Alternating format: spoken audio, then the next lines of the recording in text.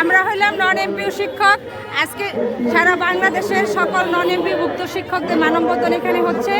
এর গত বছর আমরা ফেব্রুয়ারি থেকে শুরু করে এবার ফেব্রুয়ারি পর্যন্ত প্রায় এক বছরে প্রায় 90 দিন আমরা আন্দোলনে ছিলাম। লাস্ট নভেম্বর থেকে আমরা নভেম্বর ডিসেম্বর 2 মাস আন্দোলনে ছিলাম। অন্তর্বর্তীকালীন সরকার তখন আমাদের আন্দোলন প্রেক্ষিতে নীতিমালা ঘোষণা করে এবং বিজ্ঞপ্তি দিয়েছিলেন। এমপিও আবেদন নিচ্ছিল, বিজ্ঞপ্তি প্রকাশ করছিল। তখন আমরা আবেদন করছিলাম এমপিভুক্তির জন্য। প্রায় 3615টা প্রতিষ্ঠান আবেদন করছিল। এখান থেকে 2টা ভাগে ভাগ করে 1917টা প্রতিষ্ঠান এমপিভুক্তি প্রথম করার জন্য তালিকাভুক্ত করছে এবং 9 ফেব্রুয়ারি সেই তালিকাটা এমপিভুক্তি ঘোষণা করার কথা ছিল, কিন্তু কি কারণে সেটা ঘোষণা হলো না, স্থগিত হয়ে গেল। অন্তর্বর্তীকালীন সরকার বললেন, আমরা যোগাযোগ করে জানতে পারলাম আমরা সকল কর্মকাণ্ড সম্পূর্ণ করে রেখে গেছি, অন্তর্বর্তীকালীন পরবর্তী সরকার এসে আপনাদেরকে ঘোষণা দেবে। পরবর্তী সরকার আসার পরে 2 মাস চলে গেল। আমাদের মাননীয় অর্থমন্ত্রী, শিক্ষামন্ত্রী আমাদের নন এমপি বিষয়টা নিয়ে কোনো মাথায় ঘামাচ্ছেন না। আমাদের মাননীয় প্রধানমন্ত্রী আমাদের বরাদ্দকৃত টাকা থেকে আমরা শুনতে পাচ্ছি যে ফ্যামিলি কার্ড দিচ্ছে, কৃষক কার্ড দিচ্ছে। আমরা মাননীয় প্রধানমন্ত্রীর কাছে কোনো দয়া ভিক্ষা চাই না। আমরা এই দেশের নাগরিক, অন্য বস্ত্র, শিক্ষা, খাদ্য, বাসস্থান এই দেশের নাগরিকের অধিকার, নাগরিক অধিকার। আমার অধিকার থেকে আমি চাচ্ছি আমার পরিশ্রমের পারিশ্রমিক।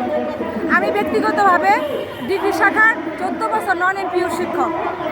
14 বছর জীবনের 14 বছর সুন্দর সময়গুলি আমরা মানুষের বাচ্চা মানুষ করতে ব্যয় করছি।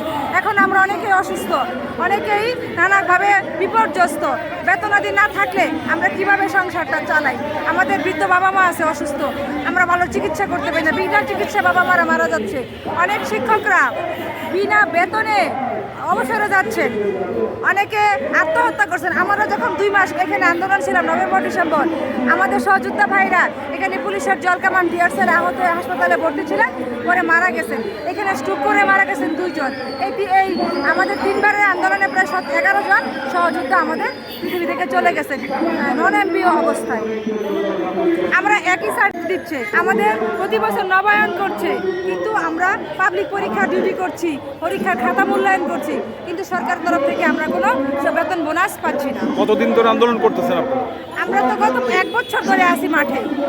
1 বছর ধরে আন্দোলন করতেছেন, কিছুই পান না এখন পর্যন্ত? কিছুই পায় নাই, শুধু আমাদেরকে আশ্বাস আর আশ্বাস। আমাদের মাননীয় শিক্ষামন্ত্রীর কর্মকাণ্ড দেখে আমরা এখন আপনাদের লক্ষ্য কি? মানে এখন না পেলে কি করবেন? আমরা অনশন কর্মসূচি চালু করব।